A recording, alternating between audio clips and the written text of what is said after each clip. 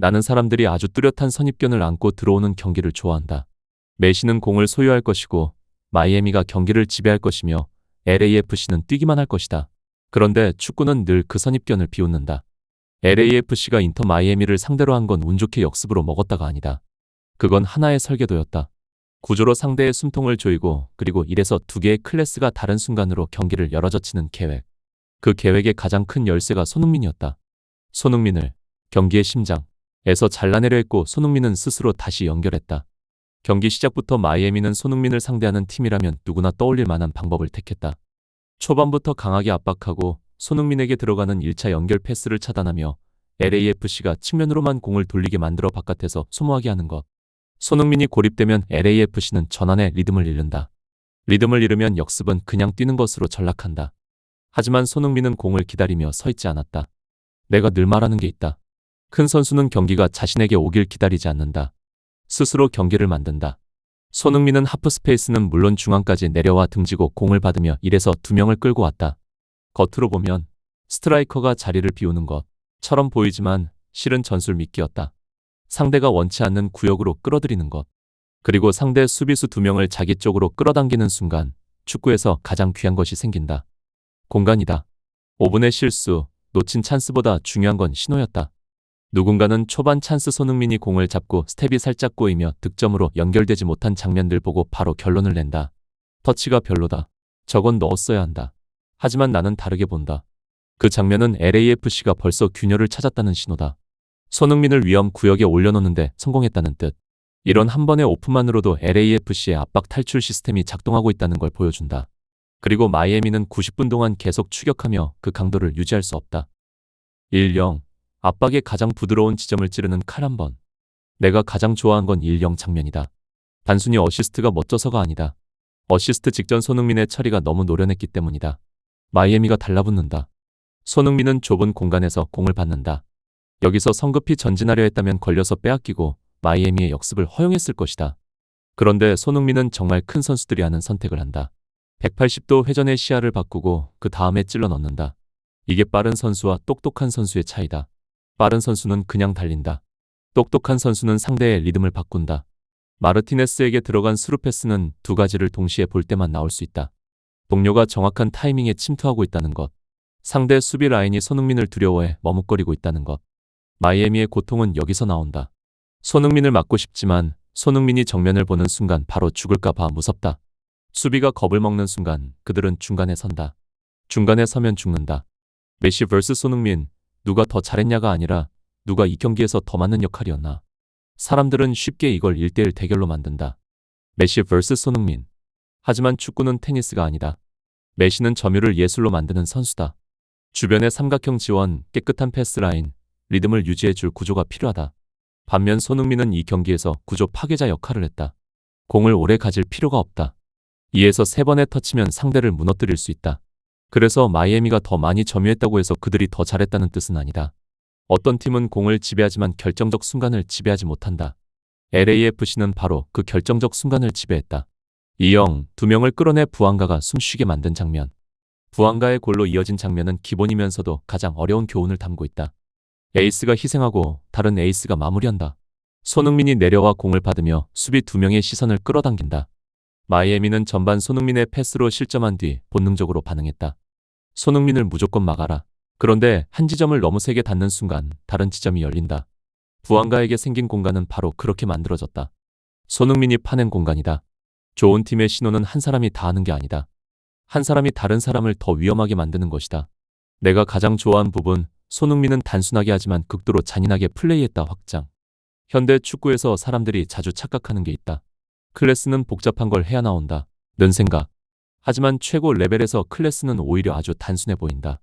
왜냐하면 그 단순함은 이미 머릿속에서 결정된 결과이기 때문이다. 이 상황에서 필요한 게 무엇인지, 상대가 무엇을 두려워하는지, 동료가 어디에 있는지, 공을 잃었을 때 위험이 어디인지. 손흥민은 마치 실용적이고 똑똑한 축구 수업을 하는 듯했다. 그래서 더 잔인했다. 손흥민의 터치를 다시 떠올려보라. 늘 하이라이트만 있는 게 아니다. 원터치로 내주고 몸을 돌리고 공 없이 뛰는 장면이 훨씬 많다. 그런데 그런 것들이야말로 상대를 죽인다. 단순하게 정확한 타이밍이 하면 상대는 재정비할 시간이 없다. 숨 돌릴 시간도 없다. 무엇보다 손흥민이 직접 끝낼지 동료에게 끝내게 할지 예측할 수 없다. 큰 팀의 스타는 기술만 뛰어난 게 아니다. 주변 선수들을 더 좋아 보이게 만든다. 손흥민은 그걸 해냈다. 그리고 그 방식은 하나다. 자신을 정답 하나짜리 문제로 만들지 않는 것. 손흥민은 공을 끌고 이기지 않는다. 사람을 끌고 공간을 이긴다. 팬들은 흔히 드리블, 페인트, 개인기에서 시선을 떼지 못한다. 하지만 특히 강한 압박 속에서는 가장 위험한 건 드리블이 아니다. 가장 위험한 건 상대를 자리에서 끌어내는 것이다. 손흥민은 세 가지의 담백한 도구로 그 일을 한다. 바디 쉐이프 몸의 방향, 상대가 손흥민이 앞을 볼지 뒤로 돌지 읽지 못하게 만든다. 어깨를 반쯤 열고 디딤발을 아주 교묘하게 둔다. 겉으로는 별거 아닌 동작인데 수비수에게 0.5초의 망설임을 준다. 축구에서 0.5초는 인생이다. 퍼스트 터치, 예쁘려고 하는 터치가 아니라 다음 결정을 위한 위치로 공을 놓는 터치다. 한 번 터치로 압박 방향을 벗기고 두 번째 터치로 바로 패스하거나 전개한다. 많은 선수들은 첫 터치 이후에 생각한다. 손흥민은 첫 터치 전에 이미 생각이 끝나 있다. 디코이 런미끼 움직임, 어떤 장면에서는 공을 받을 가능성이 거의 없는데도 손흥민이 그 공간으로 뛰어간다. 이유는 단 하나다. 누군가를 끌고 가기 위해서. 한 명이 따라오면 다른 쪽에 길이 열린다. 그래서 나는 말한다. 손흥민은 공을 끄는 게 아니라 사람을 끈다. 상대가 반응할 수밖에 없게 만들고 그 반응이 곧 약점이 된다. 단순함은 안전함이 아니다. 가장 적은 터치로 가장 큰 피해를 주는 선택이다. 나는 공을 가진 순간 시선 하나로 수비를 겁먹게 만드는 선수를 좋아한다. 손흥민이 그렇다. 손흥민이 내려와 공을 받고 원터치로 측면에 내주고 곧바로 하프 스페이스로 가속하는 장면을 보면 일반 시청자는 말할지 모른다. 그냥 옆으로 줬네? 하지만 수비수의 몸은 다르게 느낀다. 마치 함정으로 끌려가는 기분이다. 왜냐하면 손흥민이 그렇게 빠르게 공을 내주면 마이애미의 압박은 두 가지 선택밖에 없는데 둘 다 최악이기 때문이다. 계속 전진해서 방금 공을 받은 선수를 즉시 압박한다. 그러면 뒷공간이 열린다. 손흥민은 그 공간으로 칼처럼 들어간다. 라인을 내리며 구조를 유지한다. 그러면 LAFC는 전환할 시간을 얻고 한 번만 공이 넘어가도 마이애미의 압박은 끊어진다. 즉, 손흥민의 단순함은 상대에게 어떤 방식으로 죽을래? 를 강요한다. 내가 가장 좋아한 디테일, 손흥민의 변속은 속도가 아니라 생각의 리듬이다. 압박에서 가장 중요한 건 동기화다. 한 명이 뛰면 두 번째가 커버하고 세 번째가 패스 길을 막고 네 번째가 뒤를 채운다. 그물처럼 움직인다. 하지만 그 그물에는 약점이 있다. 딱 1초만 동기화가 깨지면 그물은 찢어진다. 손흥민은 전환형 공격수들만의 능력이 있다. 수비수를 멈춰 세우는 것 freeze the defender. 화려한 개인기가 아니라 올라갈 것처럼 했다가 멈추고 내려가는 것처럼 보이다가 갑자기 찌르는 패스. 수비수가 가장 싫어하는 건 다음이 뭔지 모르겠다. 는 공포다. 메시는 점유 축구에서 그 공포를 만든다. 손흥민은 전환 축구에서 그 공포를 만든다. 방식은 달라도 원리는 같다. 망설임을 때린다. 그래서 손흥민이 메시 앞에서 패스를 가르쳤다. 같은 말은 감정적인 표현일 뿐이다. 더 정확하게 말하면 손흥민은 이 경기에서 자신의 역할 상대 구조 파괴를 완벽히 수행했다. 메시의 기술이 부족한 게 아니라 메시 주변의 구조가 그 기술을 살상력으로 바꾸기에는 충분하지 않았던 것이다. 왜 이 영은 클럽식인가? 시스템의 골이지만 시스템은 희생할 줄 아는 스타를 필요로 한다. 다시 강조하겠다. 부안가의 골은 부안가만 잘해서 나온 게 아니다. 그 골은 손흥민 때문에 마이애미가 집착하도록 만들어진 결과다. 후반, 손흥민의 스루패스로 실점한 마이애미의 본능은 이거다. 손흥민이 고개 들게 하지 마. 그래서 그들은 더 촘촘히 붙고 한 명을 더 보태고 때로는 두 명이 손흥민 쪽으로 쏟아지듯 몰려왔다. 공격 리더가 상대 두 명을 끌고 있으면 그는 제 일을 한 것이다. 하지만 골로 바뀌려면 두 가지가 필요하다. 동료가 공간이 어디인지 이해해야 한다. 그 공간을 즉시 공격할 속도와 결단이 있어야 한다. 부안가는 빠르고 안으로 파고드는 본능이 있고 LAFC는 그 빈 공간을 때리는 방법을 알고 있었다. 손흥민은 공을 받으며 두 수비를 고정시킨 뒤 빠르게 내주거나 한 박자 더 끌어 붙잡아둔다. 수비 두 명이 0.5초만 서 있어도 부안가는 길을 얻는다. 그래서 손흥민은 골 없어도 잘했다. 는 말이 나오는 경기다. 하지만 나는 더 말하겠다. 이건 성숙한 스타의 경기다. 언제 내가 마무리해야 하고 언제 내가 다른 사람을 마무리하게 해야 하는지 아는 스타.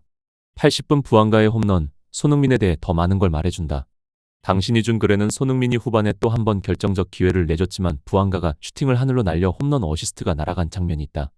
사람들은 어시스트 하나 날렸네 라고만 생각한다. 하지만 나는 이 장면이 오히려 더 중요하다고 본다. 큰 선수는 한 번 기회를 만들고 끝나지 않는다.